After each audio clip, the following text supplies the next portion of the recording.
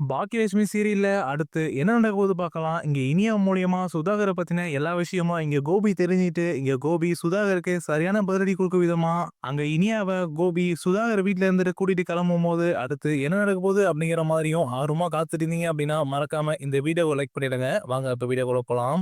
இங்க இனியா வந்துட்டு கோபி கிட்ட இந்த மாரி அம்மாவோட முதல் ரெஸ்டாரண்ட்டையும் அங்கிள் தான் வாங்கியிருக்காரு அப்படிங்கிற விஷயத்த இங்க கோபி கிட்ட சொன்ன உடனே, இங்க கோபி வந்துட்டு சுதாகர் மேல கோவப்பட்டு இந்த விஷயத்த இப்படியே விடக்கூடாது. உடனே சுதாகர பார்த்து பேசணும் அப்படிங்கிற மாரி நெனச்சுக்கிட்டு, இங்க கோபி வந்துட்டு இங்க சுதாகர் வீட்டுக்கு கிளம்பி போயிட்டு, அங்க சுதாகர் முன்னாடி உட்காந்து பேசிட்டு இருக்காரு. அப்பதான் இங்க சுதாகர் வந்துட்டு கோபிய பார்த்த உடனே, "வாங்க சம்பந்தி எப்படி இருக்கீங்க? இனியா வீட்ல இல்ல. இனியா அவங்க அம்மாவோட ரெஸ்டாரண்ட்க்கு போறேன்னு சொல்லிட்டு போயிருக்கா."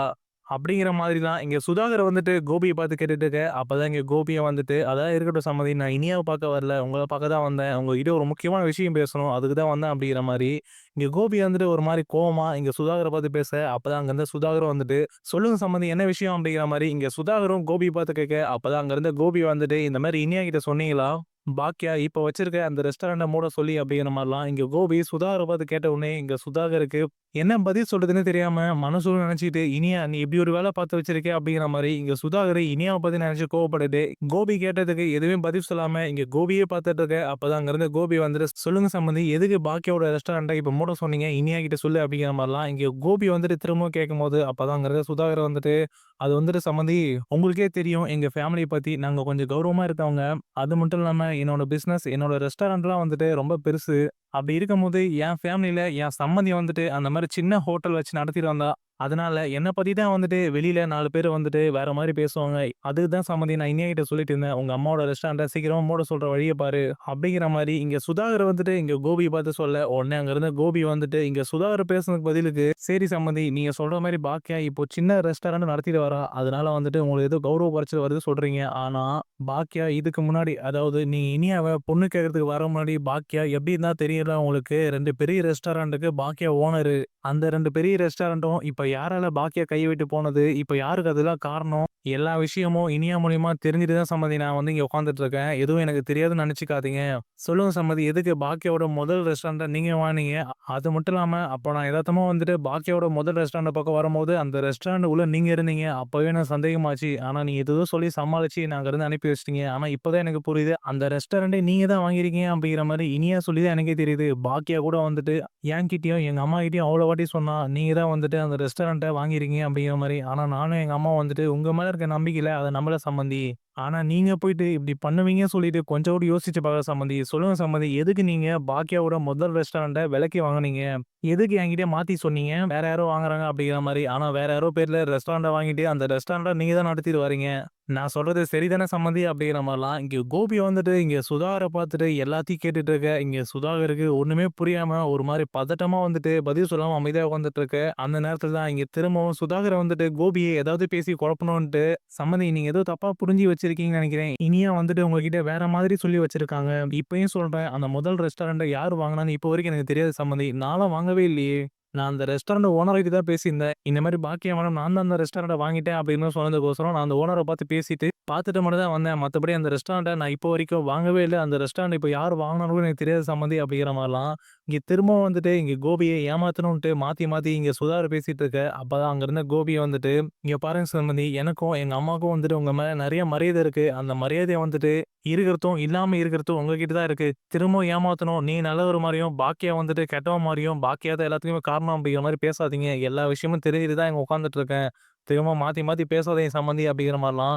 இங்க கோபி சுதாகர பார்த்து பேச, அங்க இருந்த சுதாகருக்கு என்ன சொல்றதே தெரியாம ஒரு மாரி தயக்கத்தோட என்ன சொன்னாலும் நம்பவே மாட்றாரே அப்படிங்கிற மாரி இங்க சுதாகர் உட்கார்ந்துட்டு இருக்க. அப்பதான் வந்துட்டு அங்க பாக்கியாவோட ரெஸ்டாரண்ட்க்கு போயிட்டு பாக்கியா கிட்ட எல்லா விஷயம் சொல்லிட்டு, இங்க இனியா வந்துட்டு சுதாகர் வீட்டுக்குள்ள வராங்க. பேக் மாட்டின்னு வீட்டுக்குள்ள வரும்போது தான், அங்க வீட்டுக்குள்ள இங்க கோபி வந்துட்டு இங்க சுதாகர் உட்காந்து பேசிட்டு இங்க இனியா பார்த்துர்றாங்க. இனியா பார்த்துட்டு இங்க கோபிட்ட கேட்கறாங்க, "டாடி நீங்க எப்போ இங்க வந்தீங்க?" அப்படிங்கிற மாரி.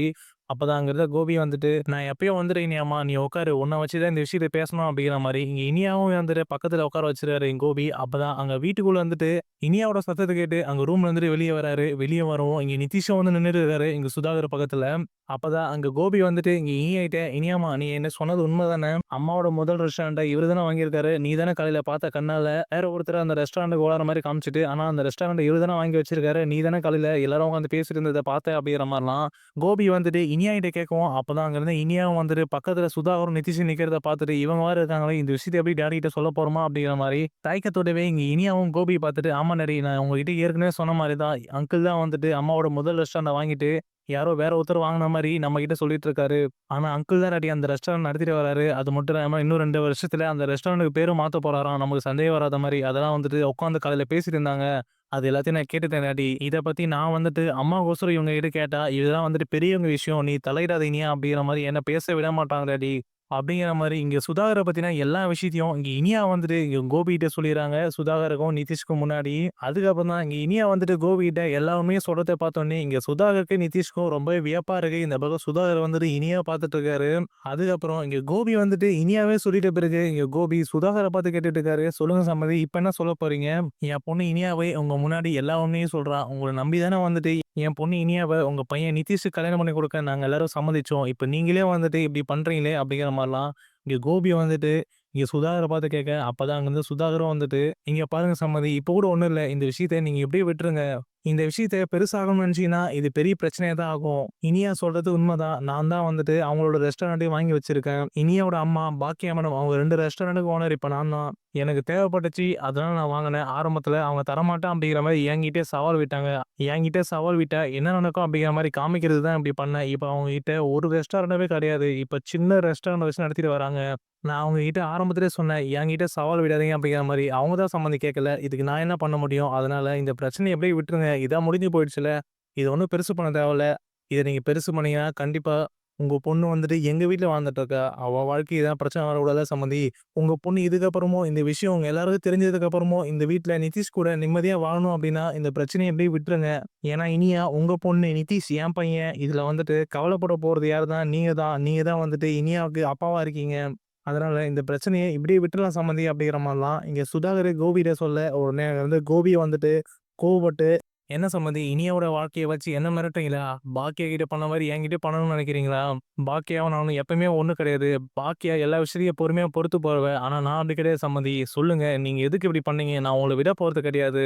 என்னையும், எங்க அம்மாவையும், எங்க வீட்ல இருக்கிறவங்க ஏமாத்தி, நீ என் பொண்ணு இனியாவையும் வந்துட்டு கல்யாணம் பண்ணி உங்க பையன குடுத்துருக்கீங்க. உங்களுக்கு தேவை அந்த ரெஸ்டாரண்ட். அந்த ரெஸ்டாரண்ட்க்கோசரம் என் பொண்ணோட வாழ்க்கைய பத்தியும் நீங்க யோசிக்கல. இப்போ பாக்கியா தான் வந்துட்டு எல்லா தப்பு பண்ணா அப்படிங்கிற மாரி பாக்கியா பக்கம் எல்லாத்தையும் திருப்பி விட்டீங்க. சொல்லுங்க, எதுக்கு சுதாகர் இப்படி பண்ணீங்க? இதுக்கு மேல உங்களுக்கு மரியாதையே கிடையாது அப்படிங்கிற மாரி இங்க கோபி வந்துட்டு இங்க சுதாகரோட சட்டைய வந்து புடிச்சுறாரு. அத பார்த்த உடனே இங்க இனியாவுக்கு ரொம்பவே அதிர்ச்சி ஆயிடுது. உடனே இனியாவ போயிட்டு இங்க கோபிய தடுக்க போறாங்க. அப்பதான் அங்கிருந்து நிதிஷ் வந்துட்டு சுதாகரோட சட்டைய இங்க கோபி புடிச்சத பார்த்துட்டு உடனே நிதிஷ் கோவப்பட்டு, "கை எடுக்குறீங்களா? இல்ல இங்க நடக்கிறதே வேற. கை எடுங்க." அப்படிங்கிற மாரி. இங்க நிதிஷும் வந்துட்டு கோபி பார்த்து சொல்லிட்டு இருக்காரு. அப்பதான் அங்க இருந்த கோபி வந்துட்டு யார் சொல்றதையும் காதுல வாங்காம இங்க கோபி வந்துட்டு கோவத்துல இங்க சுதாகரோட சட்டைய புடிச்சுட்டு, "எதுக்கு இப்படி பண்ணீங்க?" அப்படிங்கிற மாரி கேட்டுட்டு இருக்காரு. அதுக்கப்புறம் தான் அங்க இருந்த நிதிஷோட அம்மா வந்துட்டு இங்க சுதாகரோட சட்டைய இங்க கோபி புடிச்சிட்டு இருக்கும்போது வேகமா வந்துட்டு இங்க கோபிய வந்துட்டு தள்ளி விடுறாரு. அதுக்கப்புறம் எங்க கோபிய வந்துட்டு ஓரம் வந்துர்றாரு. இங்க நிதிஷோட அம்மா வந்துட்டு ஒரு சைடு கோவப்பட்டு இங்க கோபிட்ட கேட்க, அப்பதான் அங்க இருந்த கோபி வந்துட்டு, "இங்க பாருங்க எதுவுமே தெரியாத மாரி யாரும் நடிக்காதீங்க. ஒரு ரெஸ்டாரண்ட்க்கோசரம் என் பொண்ண வந்துட்டு ஏமாத்தி இந்த வீட்டுக்கு கல்யாணம் பண்ணி கொண்டு வந்திருக்கீங்க. அதுவும் இல்லாம இந்த விஷயம் எல்லாமே என் பொண்ணு இனியாவ தெரிய வந்தோனே, என் இனியாவே வந்துட்டு மிரட்ட ஆரம்பிச்சிருக்கீங்க. இப்படிலாம் பண்ணவங்கள நான் சும்மா விட்டோம்னா, எதுக்கு இப்படி பண்ணீங்க?" அப்படிங்கிற மாரிலாம் கோபி வந்துட்டு சுதாகரையும், நிதிஷோட அம்மாவையும் நிதிஷ பார்த்து கேட்டுட்டு இருக்காரு. அப்பதான் இது எல்லாத்தையும் வந்துட்டு இனியா பார்த்துட்டு ஒரு பக்கம் அழ ஆரம்பிச்சுறாங்க.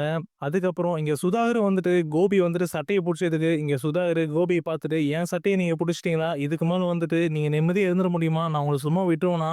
உங்க பொண்ணு வந்துட்டு இந்த வீட்ல நிம்மதியா வாழ்ந்துட முடியுமா? நிதிஷ் கூட." அப்படிங்கிற மாரிலாம் ரொம்பவே கோவப்பட்டு, இங்க சுதாகரும் வந்துட்டு கோபிய பார்த்து பேச ஆரம்பிச்சுறாரு. அப்பதான் அங்க இருந்த கோபியும் வந்துட்டு, "நீங்க பண்ணதெல்லாம் சேர்த்து பாக்கியாவோட ரெஸ்டாரண்ட்டையும் வந்துட்டு எப்படியோ வாங்கிட்டீங்க. என் பொண்ணு இனியாவோட வாழ்க்கையும் ஏதாவது பிரச்சனைன்னு தெரிஞ்சுதுனா நானும் சும்மா விடமாட்டேன்." அப்படிங்கிற மாரிலாம் கோபி ஒரு பக்கம் பேச ஆரம்பிக்கிறாரு. அப்பதான் அங்க இருந்து கோபி ஒரு பக்கமும், சுதாகர் ஒரு பக்கம் மாத்தி மாத்தி பேசிக்கிட்டு இருக்க, அங்க இருந்து இனியா வந்துட்டு கோவப்பட்டு, "நிறுத்துறீங்களா? எனக்காக நீங்க எதுவும் பிரச்சனை பண்ணிட்டு சண்டை போட்டுட்டு இருக்காதீங்க." உடனே இங்க இனியா வந்துட்டு கோபிய பார்த்துட்டு, "டாடி உங்களுக்கும், அம்மாவுக்கும் என்னால வந்துட்டு எந்த பிரச்சனையும் வர வேணாம் இவங்களால. நம்ம தெரியாம இவங்க ஃபேமிலிக்குள்ள வந்துட்டோம் டாடி. அதனால எப்படியாப்பட்டவங்க கூட நம்ம இருக்க வேணாம் டாடி இதுக்கு மேல. நானும் வந்துட்டு இந்த வீட்ல இவங்க கூட இருக்க போறதில்ல டாடி. எனக்கும் வந்துட்டு இங்க இருக்க பிடிக்கல.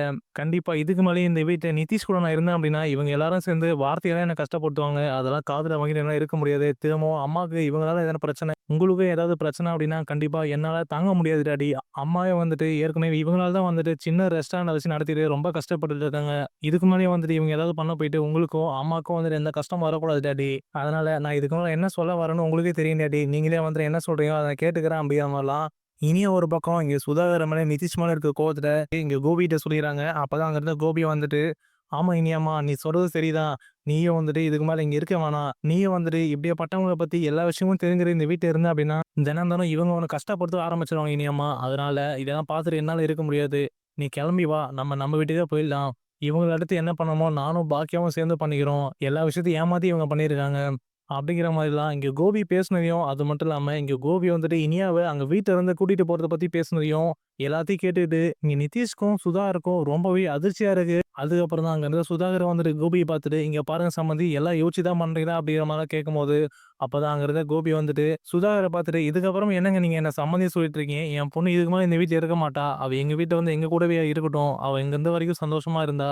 ஆனா ஒண்ணு பாக்கியாவோட ரெஸ்டாரண்ட்ட நீங்க வாங்கிட்டு, அது எல்லாமே மாத்தி எங்க எல்லாரையும் நம்ப வச்சீங்கல்ல, அதுக்கெல்லாம் வந்து நான் சும்மா விட மாட்டேன். இனியாவ கூட்டிட்டு வீட்ல விட்டுட்டு, அதுக்கப்புறம் உங்களுக்கு என்ன பண்ணணுமோ அத நான் பண்ண தான் போறேன்." அப்படிங்கிற மாரிலாம் இங்க கோபி வந்துட்டு நிதிஷ் அங்க வீட்டாண்ட எல்லாரையும் மிரட்டிட்டு கோவப்பட்டு பேசிறாரு. அதுக்கப்புறம் தான் இங்க கோபி எடுத்துட்டு இனியா கிட்ட, "இனியாம்மா நீ போயிட்டு உன் துணியெல்லாம் பேக்ல எடுத்து வச்சுட்டு கிளம்பி வா." அப்படிங்கிற மாதிரிலாம் இங்க கோபி சொல்லவும், அப்ப அங்க இருந்த இனியா வந்துட்டு, "டாடி அதெல்லாம் நான் ஏற்கனவே எடுத்து வச்சுட்டேன். நான் பேக்ல தான் வச்சிருக்கேன். பேக் மட்டும் எடுத்துட்டு வந்துடுறேன்." அப்படிங்கிற மாரி சொல்லிட்டு, இங்க இனியாவும் போயிட்டு அங்க ரூம்ல இருந்துட்டு, இனியாவோட துணி வச்சிருக்க பேக் எல்லாத்தையும் இங்க இனியா எடுத்துக்கிறாங்க. அதுக்கப்புறம் இனியா அங்க ரூம்ல இருந்துட்டு வெளிய வந்துர்றாங்க. வெளிய வரும்போது தான், அங்க சுதாகர் வீட்ல இருந்த சுதாகருக்கும், நிதிஷ்க்கும் எல்லாருக்குமே வந்துட்டு, இனியா வந்துட்டு இப்படி பண்றாளே, இனியாவே வீட்ல இருந்து கிளம்பிட்டு இருக்காளே அப்படிங்கிற மாரி பார்த்துட்டு இருக்காங்க. அப்பதான் அங்க இருந்து கோபி வந்துட்டு, "என்ன இனியாம்மா கிளம்பலாமா?" அப்படிங்கிற மாரி கேட்டுட்டு இருக்காரு.